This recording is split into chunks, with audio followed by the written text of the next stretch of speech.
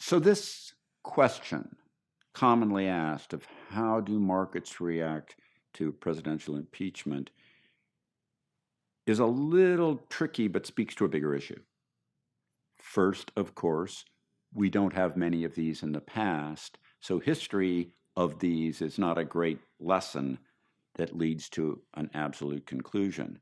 When we've had some of them, like the Nixon concerns, the market was already in a bear market and a beginning of a global recession that was already well in progress, and the market's falling anyway. When we had the ones in relation to President Clinton, market was strong, didn't really seem to care. Could it have been stronger if this hadn't been happening? Yeah, maybe, but there isn't a great way to measure that and disentangle. But there's a bigger overarching principle. Impeachment is a formalized process within our political system that inherently has to lead to a Senate vote. Therefore, there's a part of it which is inherently legislative.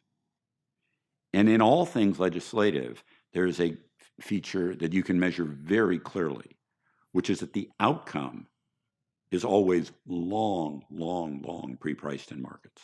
There isn't a surprise effect whether or not the outcome is shocking, because the markets pre-price that long in advance. This is true of tax bills. This is true of regulation bills. You can go on and on down the list, but whereas people say, oh, boy, this is wonderful, this is terrible, you actually can't see that in stock prices. You can't see that in the way markets react, because the classic job of markets is to pre-price all widely known information. And these kind of things were inherently lots of media attention.